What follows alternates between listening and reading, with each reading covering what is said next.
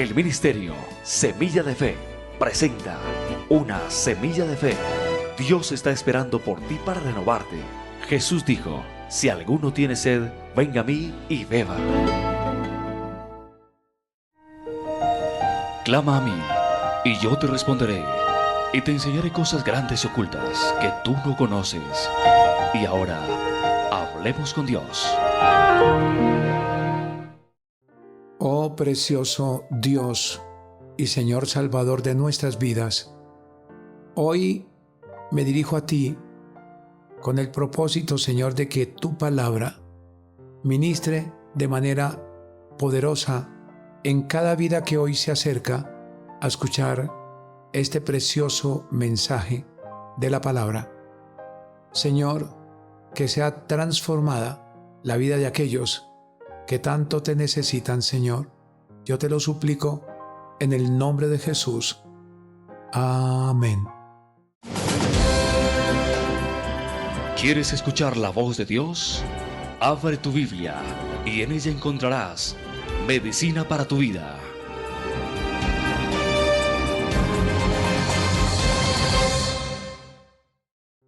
Dios quiere hablarnos hoy por medio de su santa palabra. Y en el Evangelio según Mateo, en el capítulo 7, de los versículos 1 al 6, nos dice: no juzguéis para que no seáis juzgados, porque con el juicio con que juzgáis, seréis juzgados, y con la medida con que medís, os será medido. ¿Y por qué miras la paja que está en el ojo de tu hermano, y no echas de ver la viga que está en tu propio ojo? ¿O cómo dirás a tu hermano: déjame sacar la paja de tu ojo, y aquí la viga en el ojo tuyo? Hipócrita, saca primero la viga de tu propio ojo, y entonces verás bien para sacar la paja del ojo de tu hermano. No deis lo santo a los perros, ni echéis vuestras perlas delante de los cerdos, no sea que las pisoteen y se vuelvan y os despedacen. Dios quiere restaurar la familia, fortalecerla con sus principios. Y ahora, Tiempo en Familia con Mati García.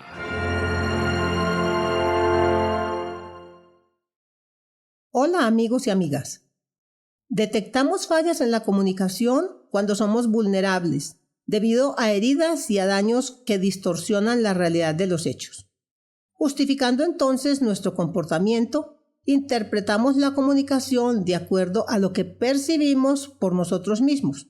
Ejemplo: el marido celoso justifica sus celos porque la mujer es muy andariega, y a su vez la mujer dice que es andariega porque su marido es muy celoso. Es lo que Santiago cita en la Escritura: porque hoy piensa una cosa y mañana otra, y no es constante en su conducta. Falta comunicación cuando miramos el problema del otro, pero desconocemos el nuestro. Usualmente respondemos con agresividad para disimular alguna vulnerabilidad. En psicología a esto se le conoce como compensación, que es un mecanismo de defensa utilizado para evadir aquello que nos atemoriza. Pues al haber temor, se transmite un mensaje diferente a lo que se siente. Miremos entonces las actitudes que debemos tomar. Primero, debes escuchar atentamente y reconocer lo que te dicen. Segundo, habla con el fin de que se te entienda. Habla sobre ti, no sobre el otro. Tercero, habla siempre con un propósito para que haya buena percepción. Cuarto, cuando te sientas amenazado, no discutas ni evites. Los malentendidos son uno de los elementos más comunes que afectan la comunicación.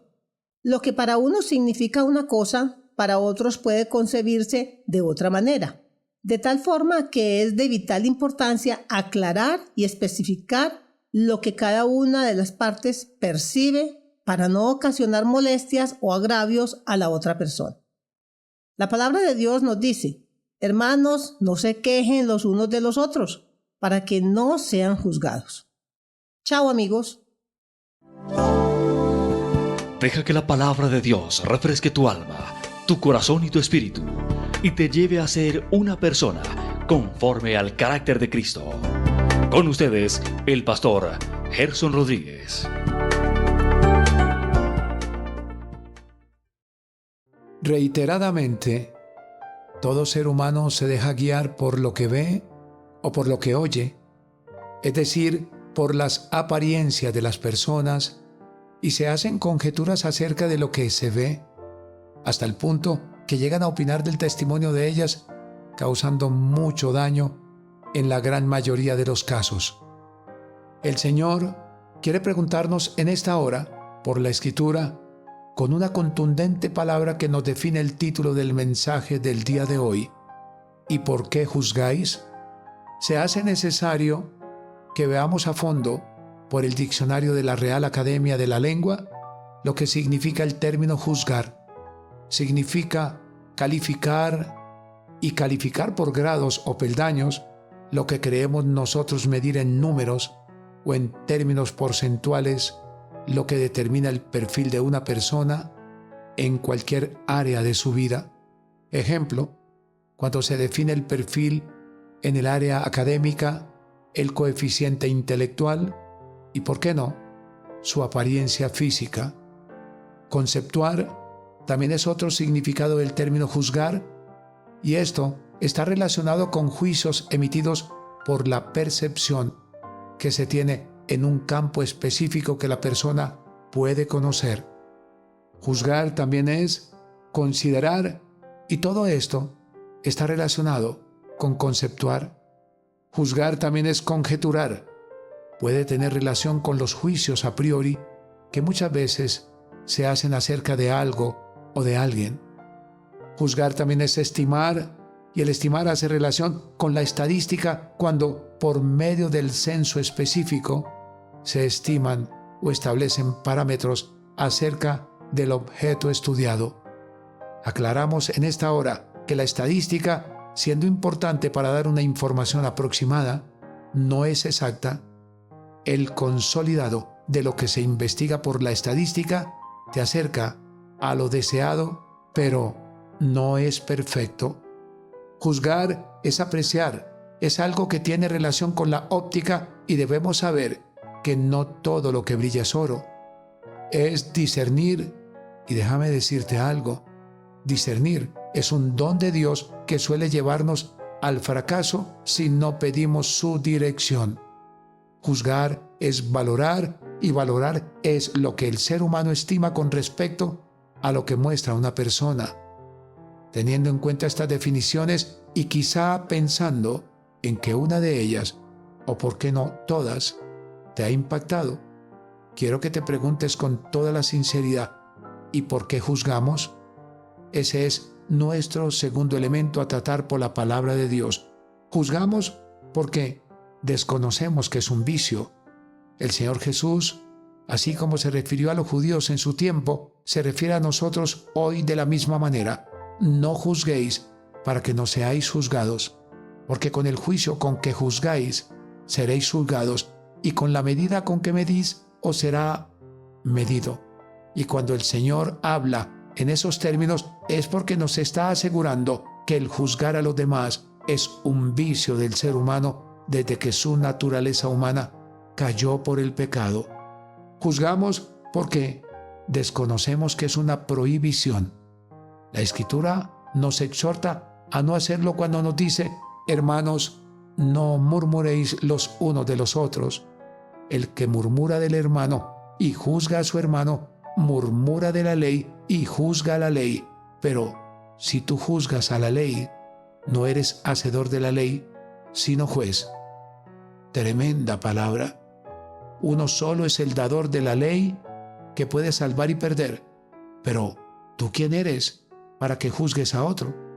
Así que por esta palabra, el juzgar es una prohibición de parte de Dios, y el que lo hace está por encima del que lo estableció por la palabra, y ese es Dios, quien es el único juez justo. El juzgar a los demás, amigo mío, es una prohibición, porque si nos atrevemos a juzgar a otros, podemos esperar que nosotros seamos juzgados también. El Señor nos habla por su palabra de la siguiente manera: juzgad conforme a la verdad, y haced misericordia y piedad cada cual con su hermano. No oprimáis a la viuda, al huérfano, al extranjero, ni al pobre, ni ninguno piense mal en su corazón contra su hermano. Y es concluyente al decir, pero no quisieron escuchar, antes volvieron la espalda y taparon sus oídos para no oír. Estas son las cosas que habéis de hacer, dice el Señor. Hablad verdad cada cual con su prójimo. Juzgad según la verdad y lo conducente a la paz en vuestras puertas. Y ninguno de vosotros piense mal en su corazón contra su prójimo, ni améis el juramento falso, porque todas estas son cosas que aborrezco, dice Jehová. El juzgar es una prohibición, porque si somos modestos y caritativos en nuestras censuras, y en vez de juzgar a los demás, nos juzgamos a nosotros mismos, no seremos juzgados por el Señor. Nos dice la palabra, por tanto, pruébese cada uno a sí mismo, y coma así del pan, y beba de la copa, porque el que come y bebe indignamente, sin discernir el cuerpo del Señor, juicio come y bebe para sí. Si pues nos examinásemos a nosotros mismos, no seríamos juzgados. Y en el Sermón del Monte, también Jesús le dijo a la multitud, bienaventurados los misericordiosos, porque ellos alcanzarán misericordia. ¿No crees, mi estimado amigo, que no debemos juzgar a nadie, sino expresarle más bien nuestra misericordia?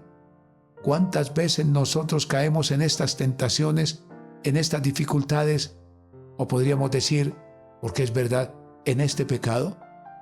No tenemos derecho, porque el Señor no lo permite. Alguien dijo, quienes más censuran a otros, también son los más censurados y criticados, y no habrá misericordia para la reputación de los que no muestran misericordia. Ahora bien, juzgamos porque desconocemos que el hacer esto es un acto de hipocresía y también de doble visión. Dice la Escritura que cuando vieron esto, los fariseos dijeron a los discípulos, ¿por qué come vuestro maestro con los publicanos y pecadores?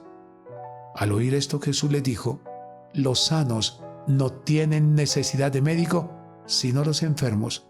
Id pues y aprended lo que significa misericordia quiero y no sacrificio, porque no he venido a llamar a justos, sino a pecadores al arrepentimiento. ¿Cuál es la persona que tienes en tu corazón que te hace decir con tus labios y en rabia que es menos que tú espiritualmente? Juzgamos porque desconocemos que cada cual debe juzgarse a sí mismo. Hay un caso especial acerca de la mujer adúltera. Dice la palabra del Señor. Entonces los escribas y los fariseos le trajeron a una mujer sorprendida en adulterio y poniéndola en medio le dijeron, Maestro, esta mujer ha sido sorprendida en el acto mismo de adulterio y en la ley nos mandó Moisés apedrear a tales mujeres. Tú pues, ¿qué dices? Mas esto decían tentándole para poder acusarle. Pero Jesús, inclinado hacia el suelo, escribía en tierra con el dedo. Y como insistieron en preguntarle, se enderezó y les dijo, el que de vosotros esté sin pecado, sea el primero en arrojar la piedra contra ella. E inclinándose de nuevo hacia el suelo, siguió escribiendo en tierra.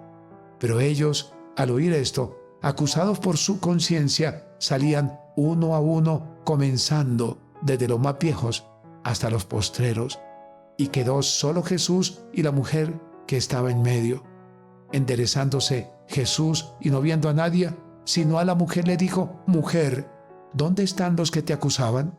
¿Ninguno te condenó? Ella dijo, Ninguno, Señor. Entonces Jesús le dijo, Ni yo te condeno, vete y no peques más. ¡Qué caso tan extraordinario!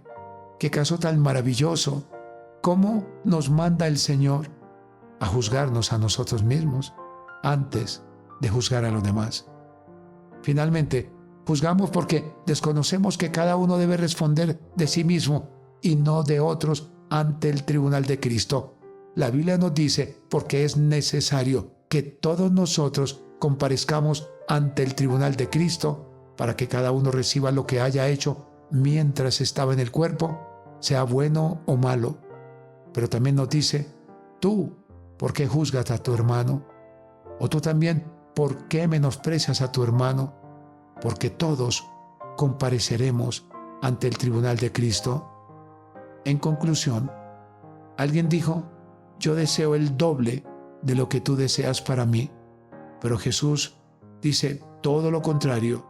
Así que todas las cosas que queráis que los hombres hagan con vosotros, así también haced vosotros con ellos, porque esto es la ley y los profetas.